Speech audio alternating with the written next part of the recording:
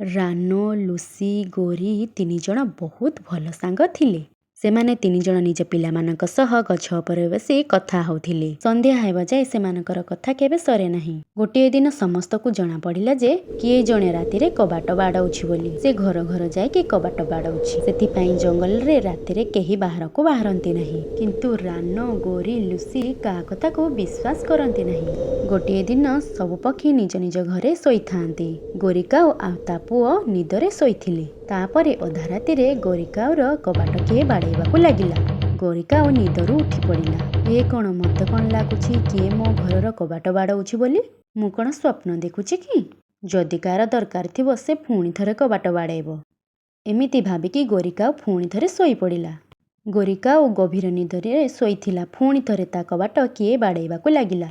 ତାପରେ ଗୋରିକାଉ ଶୀଘ୍ର ଯାଇକି ତା କବାଟ ଖୋଲିଲା। ଦେଖିଲା ସେଇଠି କେହି ନାହାନ୍ତି। ଚାରିଆଡ଼େ ବହୁତ ସୁନସାନ। ଆରେ, ବାହାରେ ତ କେହି ନାହାନ୍ତି। କିଏ କବାଟ ବାଡ଼ଉଥିଲା?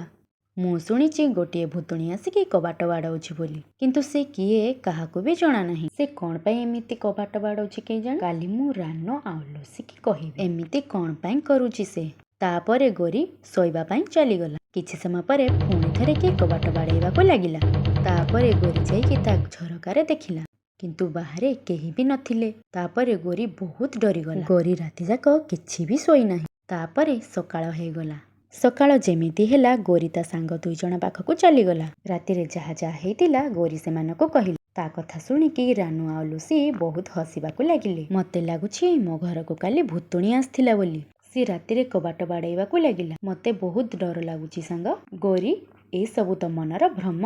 ତୁ ଡର ନା। ତୁମେ ଦୁଇ ଜଣ ମୋ କଥାକୁ ବିଶ୍ୱାସ କରୁନାହଁ କ'ଣ ପାଇଁ? ଯେବେ ଭୂତୁଣୀ ଆସିକି ତୁମ କବାଟ ବାଡ଼େଇବ ତାପରେ ତୁମେମାନେ ଜାଣିବ। ତାପରେ ଗୋରି ସେମାନଙ୍କୁ ଏମିତି କହିକି ତା ଘରକୁ ଚାଲିଗଲା। ତାପରେ ରାତି ହେଇଗଲା। ଲୁସିପାରା ତା ପୁଅ ସହିତ ରାତିରେ ଶୋଇଥିଲା। ତାପରେ ଅଧା ରାତିରେ ତା କବାଟ କିଏ ବାଡ଼େଇବାକୁ ଲାଗିଲା। ଏତେ ରାତିରେ ମୋ କବାଟ କିଏ ବାଡ଼ଉଛି? ମୋତେ ଖୋଲିକି ଦେଖିବାକୁ ପଡ଼ିବ।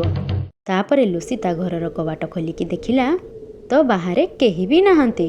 ତାପରେ ଲୁସିପାରା ପୁଣି ଆସିକି ତା ବସାରେ ଶୋଇପଡ଼ିଲା। ତାପରେ ପୁଣି ଥରେ ତା କବାଟ କିଏ ବାଡ଼େଇବାକୁ ଲାଗିଲା। ଲୁସି କବାଟ ଖୋଲି ଦେଖିଲା ତ ଗୋଟିଏ ଛୋଟ ଭୂତୁଣୀ ଆକାଶରେ ଉଡ଼ି ବୁଲୁଛି।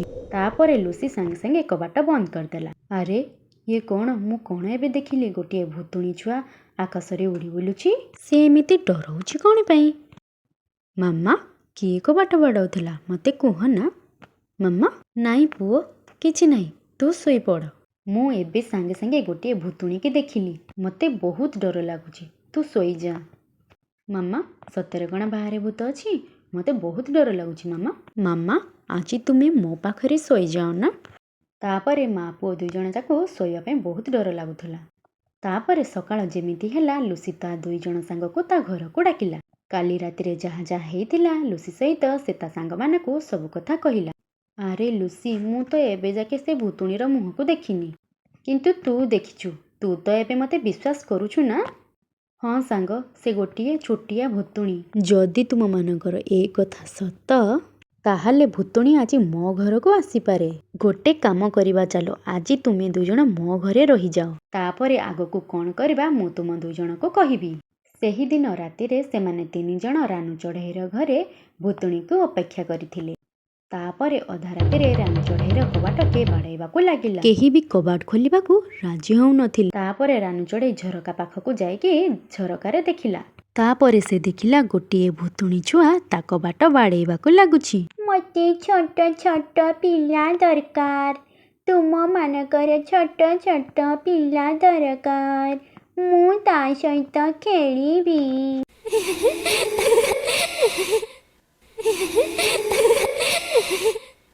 ସେମାନେ ଜାଣିବାକୁ ପାଇଲେ ଯେ ଭୂତୁଣୀ ପିଲାମାନଙ୍କୁ ନେବା ପାଇଁ ଆସିଛି। ତାପରେ ସେମାନେ ଜଣ ଜଣ କରି ସେ ଭୂତୁଣୀକୁ ଦେଖିବା ପାଇଁ ଲାଗିଲେ।